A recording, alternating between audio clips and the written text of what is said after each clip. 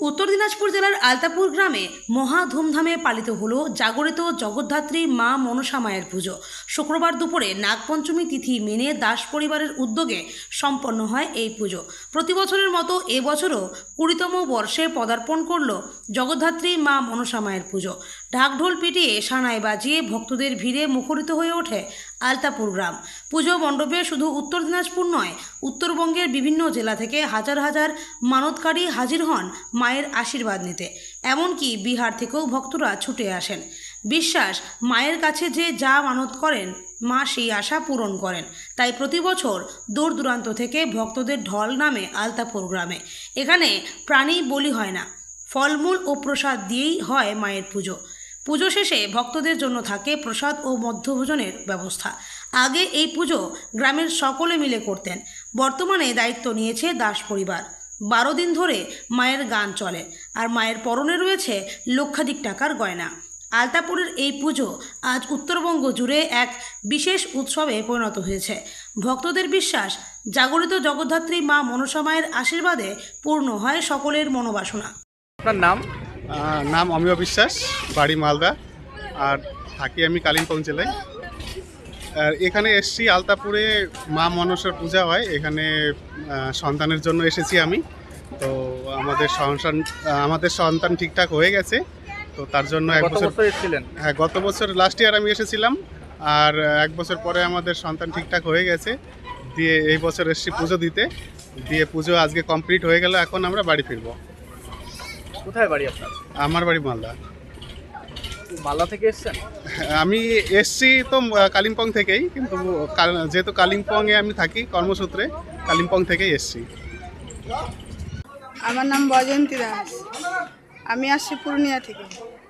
এখানে পুজো দিতে এসেছেন? হ্যাঁ, পূজা দিতে এসেছি। মানে কিসের জন্য পুজো দিতে আসছেন? আমার মেয়ের অনেক শরীর খারাপ ছিল। কতদিন ধরে? ওই 1 বছর থেকে। অনেক ডাক্তার দেখেছি, রিপোর্টে কিছু বাড়ায়নি, ভালো হয়নি মেয়ে আমার। তারপরে শুনলাম নাকি এখানে জাগ্রত মা মনসা আছে। তারপরে আমি কোথায়? এটা আলতাপুর।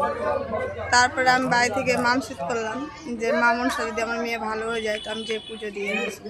গত বছর করেছিলেন? হ্যাঁ, গত বছর মানত করেছিলেন? হ্যাঁ, গত বছর করছিলাম, তাই মানতি শোধ করতে আসছি মায়ের কাছে। সেই জন্য আজকে পুজো দিতে আসছেন? হ্যাঁ। কি বলবেন, এই যে দূর দূরান্ত থেকে আসছেন, আপনারা অন্য রাজ্য থেকে আসছেন? অনেক দূর থেকে আসছে। আমাদের বিশ্বাস যে মা ভালো করেছে আমার মেয়েকে, মেয়ে আমার ভালো আছে, তাই মায়ের এখানে পুজো দিতে আসছি। কিভাবে খবর পেলেন অত দূর থেকে? অনেকে ভালো হয়েছে, ওদের মুখে শুনে আমি আসছি। বিহারে কোথায় বাড়ি? কোন জেলায়? পূর্ণিয়া জেলা, পূর্ণিয়া। আমার কোন থানা পড়ে? থানা পূর্ণিয়া, থানা আমাদের গ্রাম কিয়ানগর পড়ে। মানে থানা কি পড়ে? থানা কিয়ানগর, জেলা পূর্ণিয়া। রাজকুমার দাস। আচ্ছা, আজকে তো পুজো হলো, কি পুজো হলো? মনসা পূজা। আচ্ছা, মনসা পুজো তো হয়ে গেছে, এটা আবার কোন পূজা? এটার আজ নাগপঞ্চমী আছে তো। আচ্ছা, এই মায়ের নাম কি? মায়ের নাম জগদ্ধাত্রী। এই পুজো কতদিন ধরে আপনারা করে আসছেন? আমরা 19 থেকে করে আসছি। এবার কততম? 20তম। এবার 20 বছর। 20 বছর। এই মনসা মায়ের পুজো কেন করছেন আপনারা? আমরা মনসা মায়ের কেন করে আসছি, যখন মা গ্রামে যখন গ্রামে পূজা হয়েছিল, গ্রাম পূজা হয়েছিল একবার, তারপরে থেকে 3 বছর গ্রাম পূজা হয়েছে। তারপরে মধ্যে 2 বছরের পরে কিন্তু নাগর একটা কুঘটনা ঘটেছিল আমাদের এই মাকে বিসর্জন করতে যাওয়াতে। তারপরে থেকে কিন্তু মা আমাদের বাড়িতে 3 বছর হয়ে গেল। পরের বছরে গান চেয়েছিল, গানও আমরা দিয়েছিলাম চাঁদা কালেকশন করে গ্রামে সব গ্রামে। তারপরে আমার বাড়িতে মা আমাকে স্বপ্ন দেয়। স্বপ্ন দেওয়ার পরে মাকে আমি বলি যে মা আমার তো গান দিতে পারবো না, আমার অসম্ভব। তখন মা আমাকে বলেছিল যে তুমি চিন্তা করো না, আমি লোকজনের উপকার আমার কাছে পাবে, আমাকে দিবে। সেটা দিয়ে পুজো? এটা দিয়েই পূজা হয়েছে।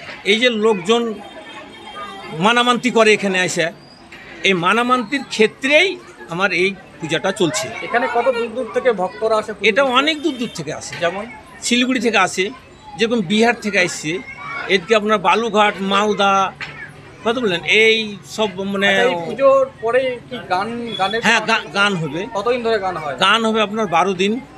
এই যে পুজোর খরচা এবং গানের খরচা, এটা গানের খরচা ওই মানুষই আমরাকে দায়ী, কেউ তো মান্তি মানে করেছে, ভক্তরা? ভক্ত, ওই ভক্ত এখানে মানামান্তি করে, ওই মানামান্তির ক্ষেত্রেই তো আমরা সরকারি কোনো অনুদান পেয়েছেন? না, সরকারি কোনো অনুদান পাইনি। আবেদন সরকারি আবেদন পেলে নেবেন? সরকারি আবেদন আমরা করিও নি, আর ইচ্ছা নাই নিবেন, আমাকে ভক্ত দিয়েই চলে। আচ্ছা, এই ঠাকুর কোথায় নির্মাণ করেন আপনারা?